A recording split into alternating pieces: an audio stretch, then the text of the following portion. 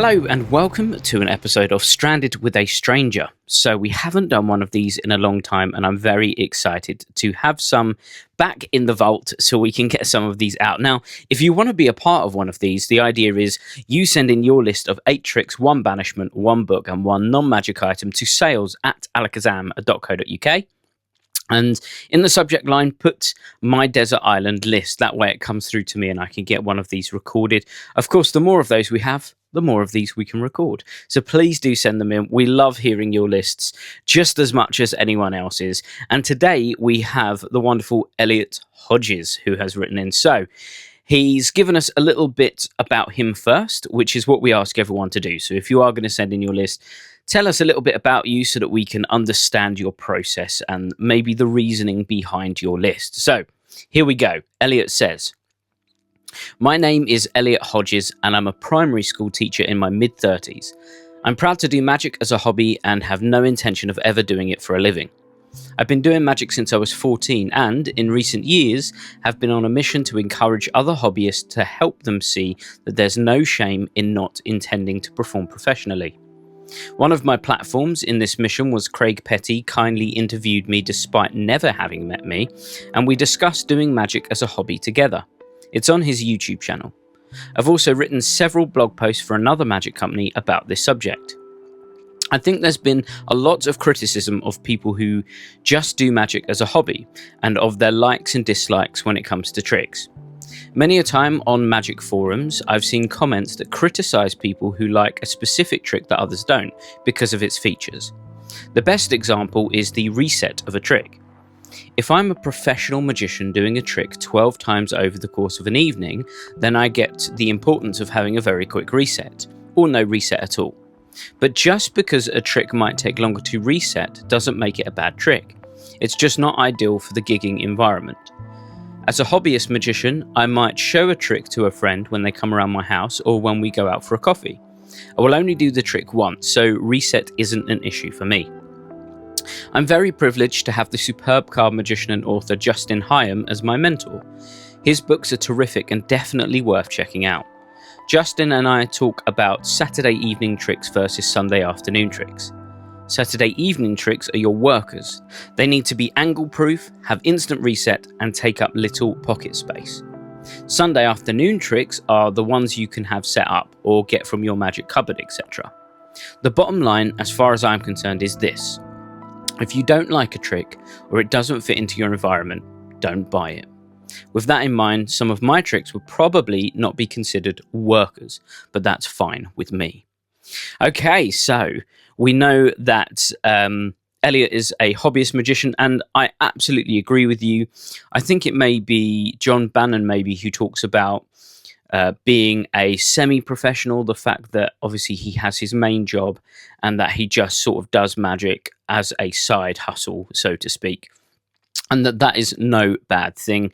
And I think it's really interesting, the idea of constructing a list without any parameters, because you don't have to worry about maybe pocket space or how long the trick's going to take or the environment that you're in and the reset. So I think this is going to be a really interesting list based on that. So let's get into it. In the first position, we have Ambitious Jazz. Gary Jones is a terrific creator of close-up magic with huge impact. Ambitious Jazz is an 8-card packet trick that happens in the spectator's hands. At the time of writing, it's my most recently performed trick, as I took it to a coffee shop last night when I met a friend for coffee who often asked to see something. In this routine, 4 jokers are shown and held face down. Then 4 duplicate cards are also shown. One of the duplicate cards is placed near the bottom of the joker's pile and somehow jumps to the top. Then a second duplicate is placed into the joker's pile, but this time in the middle. Suddenly, it's back on top. This is repeated twice more with increasing fairness. Before I was married and had children, I used to do some paid gigs, and this was always in my jacket breast pocket. It's a worker, but it's also super strong for casual performances. There are a few performances on YouTube, and it's taught both in Gary's At the Table lecture, as well as volume 1 of his book. Definitely worth looking up. I've done it hundreds of times. Okay, so we're opening with a packet trick here. I was unaware of this one, so I did Google it. and watch your performance on YouTube.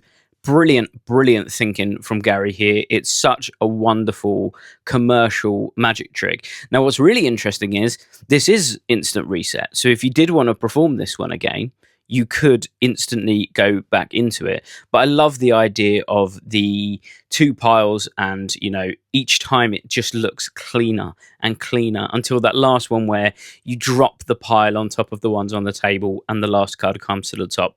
It's a brilliant choice in at number 1. So number 2, we have Quadratic. Quadratic is a lightning calculation trick by Vinny Segur.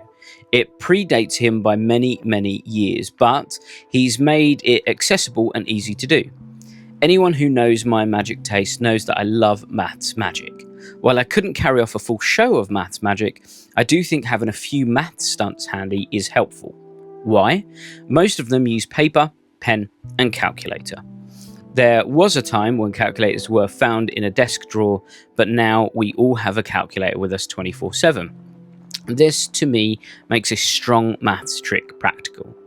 I do appreciate that some maths tricks are tedious and complicated. Quadratic ticks the boxes.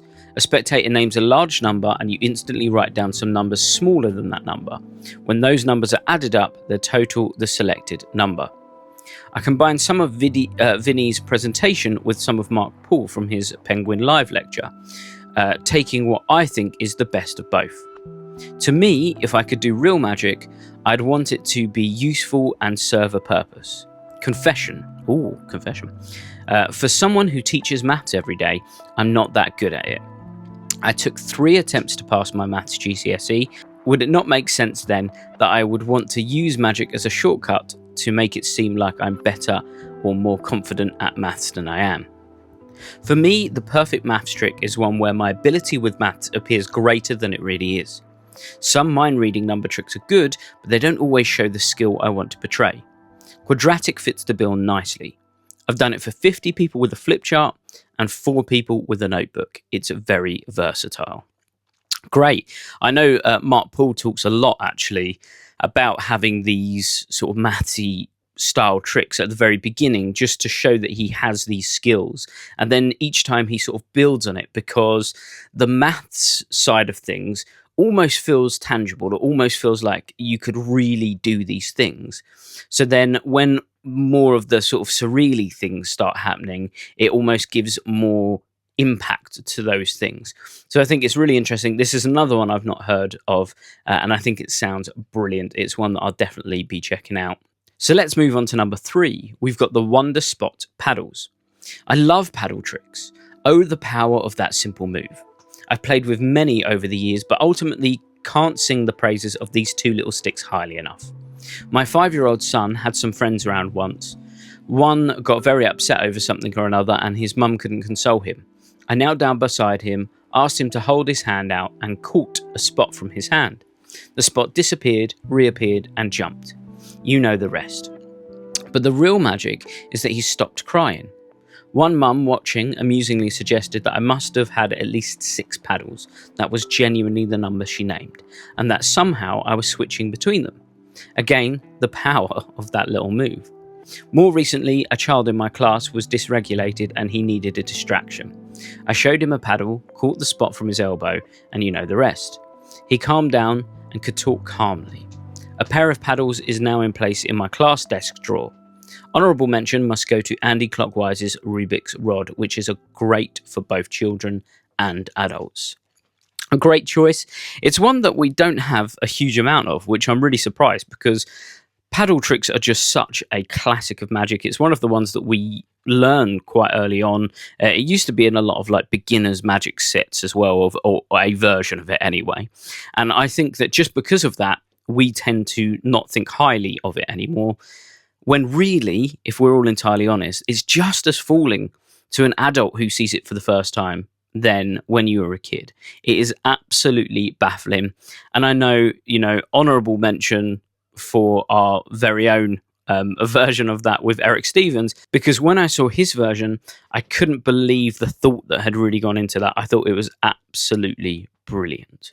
That leads us on to number 4, which is funny enough, the 4-card trick.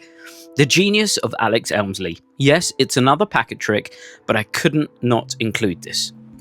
It's such a magical trick, and the ending is mind-blowing and logical.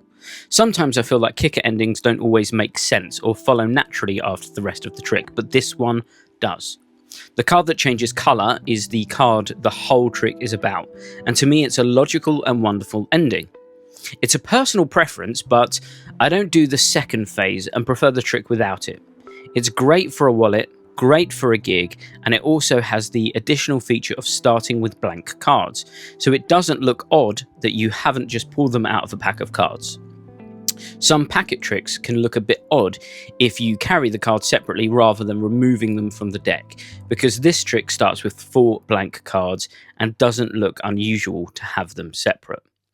Another great choice, and I guess that's sort of the same with Ambitious Jazz, right? Because you're bringing out 4 duplicate cards and 4 jokers, so it doesn't feel strange that you're pulling those cards out. They have to be purposely put aside for that trick, if you get what I mean. And that's the same with this, and I remember seeing the 4-card trick again. I mean, I remember learning it when I was younger, but I saw it again last year when we put it on Unlimited. So if you want to learn this and you're an Unlimited member, you can go on there now and see Alex Elmsley himself actually teach this trick. And I remember being so fooled all over again by it. It's such a clever routine. And the fact that, you know, this is essentially what the Elmsley count was made for this routine. He gets so much mileage out of one move, and the ending is absolutely baffling. I still think it's probably, controversially, I'm sure, one of the best packet tricks ever put out, because it just has everything in it. It's really easy to understand. It uses interesting cards. There are several phases, like Elliott said, you can put in and take out if you want to, and then you get this kicker ending, which they just don't see it coming. And, you know, you're not putting in cards and taking out cards and all of that. It's literally just what you have in your hands. It's such a brilliant choice, Elliott. So let's move on to number 5, which is the AAA Book Test. As a hobbyist whose performances are mainly done when people request to see a trick, this effect has been invaluable to me. I've done it in so many people's houses, and even once in a warehouse of books for a charity I was helping with. It's so practical and strong. Although Mark says you might not do it in a formal setting, I have done it as part of a stand-up show and found it effective there too. I'm convinced that knowledge is the best EDC, and knowing this method for a book test is great. Although the original handling is now quite old, there is a download with all of Mark's latest thinking and some of his ideas from Pete Turner too. Regardless of whether you know the original method or not, it's worth looking into. The combination of Mark's and Pete's ideas is excellent and takes this test to another level. Do you know what, Elliott? I'm completely with you there. When you said that you don't think that that Mark says maybe it's not good for a formal setting, I have also done this in countless times, in countless environments. This really is the ultimate book test. You can literally borrow a book, have someone think of a word, and you can tell them what it is. There's no going back to the book, if you know what I mean. It's not a particularly bold method, I would say. You know, when you look at previous methods, ones where you're either, you know, without going too much into method, but we're not giving anything away here. This is a bit coded. If you're not a magician and you listen to this will not make sense. But if there are miscalls and there are, you know, you're having to go back to the book, stuff like that, none of that. This is a real time method. It's absolutely brilliant, and I'm so glad that you highlighted it in your list, Elliott. So let's go to number 6. We've got Tower of Dice. My friend Ian Bailey will be amazed that it's taken me this long to mention a Tenyo trick. I love Tenyo. As long as the method is baffling and the effect is strong, I have no problem running upstairs and grabbing a Tenyo trick if someone's round my house and asks to see a magic trick. I have about 13 Tenyo tricks in total. Whether that's a collection or not, I don't know, but I love every one of them. Tower of Dice is hard to find nowadays, but it's a very strong effect that's simple and clear to understand. 4 dice are poured out of a tube that can clearly only fit 4 dice inside. They're then stacked, covered with the tube, which is then lifted to reveal 8 dice. It's so visual. I've tried many different patter lines over the years, but ultimately think it's best done silently and to let the magic speak for itself. It was a real toss-up between this and 4D Surprise, a surprise appearance of the Statue of Liberty from a transparent box. Both are excellent tricks. Yeah, we've had quite a few Tenyo tricks, but not this one. And in my ignorance, I did not know this one either.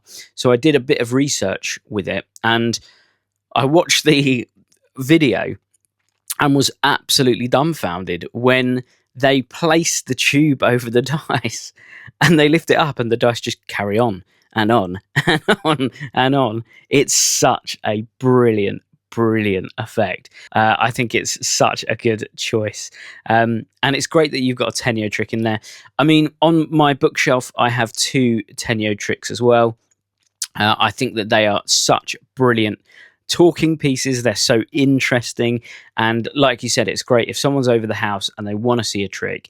It's just a no-brainer. Just go and grab it and perform it. They are great. So we're on the tail end of Elliott's 8 now with number 7, Fred Kapp's Manipulation Act. If Edward Hilsom could include an act in his list, then so can I. I love watching footage of older magicians, and for me, Fred Kapp's is the best of the best. If you're a youngster, you may never have heard of him, and if that's you, I seriously urge you to go on YouTube and check him out. He was an all-rounder. He performed close-up magic brilliantly, but also did tremendous silent manipulation to music.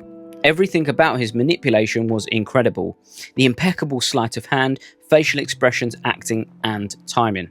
In 1964, Fred had what was arguably one of the hardest TV spots ever for a magician. He had to follow the Beatles on a popular American talk show at the height of their fame. Few magicians could have done it, but Fred pulled it off. Treat yourself to a bit of Fred Kapp's today. Wow, I did not know that about Fred Kapp's, that he had to follow the Beatles. My word, can you imagine what he was feeling though? Imagine what he was feeling, and how do you even choose what you're going to perform or do after something like that? I would love to have got inside his head and, just be like, why? Why did you do that? How did you come to that decision? Yeah, brilliant choice. And taking an entire act, I mean, we're skirting the rules a tiny bit there, but I'll allow it. I'll allow it just for you, Elliott. So we're going to go to Card Warp at number 8. Roy Walton seems to get a fair bit of mention on these podcasts. Clearly, he has a lot to answer for. I can't claim to be all that familiar with much of his work, but I do know some of his tricks were that he was most well known for. I love Card Warp and how magical it looks. I spent many years doing it too fast and making the routine too long. I now believe that the slower it's performed, the better, and that not pushing one card through the other too many times is more effective. I played with a number of different endings and subtleties, and recently purchased Jeff Pierce's book with different versions and scripts. Over the years, I've done Card Warp with playing cards, business cards, postcards, train tickets, and other things. Many thanks to the great magician Steve Price for introducing me to this trick back in 2008. Another heavy hitter. What a great choice. Again, this is... earlier on in your list, you mentioned the best EDC is knowledge. And I think this absolutely falls under that, because you can, if you're a restaurant worker, there are so many things within a restaurant that you can just grab and do this organic piece of magic with. Like you mentioned there, Elliott, you mentioned, doing it with train tickets and postcards and business cards. It's such a versatile routine, and it's so baffling. Leaving those cards on the table and just watching them baffled at what just happened and looking at those cards is absolutely priceless. So I think that is a brilliant list. Let's quickly go over it before we go to your last items. We had Ambitious Jazz, Quadratic, Wonder Spot Paddles, 4-card trick, the AAA Book Test, Tower of Dice, Fred Kapp's whole Manipulation Act, and Card Warp. A great list. Now, obviously, we gave Elliott 8 tricks, but we're only going to give him 1 each of these final choices. So we are going to dig a big sandy hole on your island. We're going to throw something inside. We're going to cover it over, never to be seen again by the wider world. Let's find out what you banished. Elliott said, "This is a tricky one. I can't think of any tricks or effects I particularly hate. I think it would have to be magicians who dismiss tricks as beginner effects. I personally love going through beginner books, looking for new ideas, presentation, and dodges for existing tricks. I recall a family Christmas gathering when I was a teenager. Christmas crackers were pulled, and a pack of miniature cards were found in one of them. I performed a few tricks and suddenly noticed a pen from one of the other crackers. I asked if it was one of the flexible ones, picked it up, and performed the bendy pen delusion. Yes, that one. I straightened it back out, so it became solid again, and put it down. On the way home, my dad informed me that he'd seen my uncle surreptitiously pick up the pen and try to bend it with both hands to check if it was bendy. I'm unsure whether the colour of the pen strengthened the illusion or maybe the shape of it, but something made the retention of vision particularly strong. I learned that day never to dismiss so-called beginner tricks." Okay, I think that's a great banishment. I think that that's quite evident because in your list, Elliott, there's quite a few tricks that would probably be considered beginner tricks. So if we were to look at maybe the Wonder Spot paddles, maybe Tower of Dice, because it's a Tenyo trick, certainly Card Warp, but they're all absolutely phenomenal tricks. And just because they are ones that maybe we start off with in our careers, it doesn't make them any less impactful. And I know lots of people have spoken about like dynamic coins, for example, on the podcast, and how many of us remember seeing the dynamic coins and being absolutely blown away by it. And just because we understand the method, we think that people in the future or people that we talk to now and perform to now won't like it. And I think it's because we overanalyze as magicians. I think the more you go on in your career, the more you think, quote unquote, like a magician. And I think we overthink things. So when we were younger and we saw the dynamic coins for the first time, none of us questioned the caps. None of us questioned the rings. We just took it at face value. It is what it is. And now that we're magicians, we're like, well, how am I going to justify those brass props? How am I going to justify that ring? We overthink it. And I think that's completely on us as performers and as magicians. So I'm with you there. I don't think that we should think of things as beginner tricks because one person's beginner trick is someone else's professional trick, you know? I know that there's been a few shows recently that I've seen, large-scale shows, where there are Tenyo tricks as a part of the show.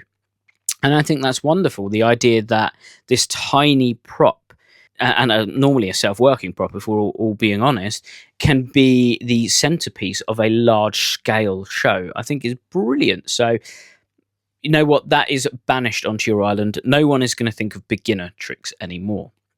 So, we have a book, and the book we have here is Scarne on card tricks.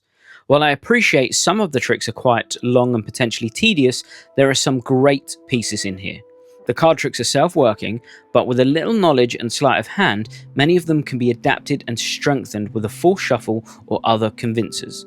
It really does have a wide range of effects. Coincidence tricks, oil and water tricks, a cracking and direct version of follow the leader, card at any number tricks, and more besides.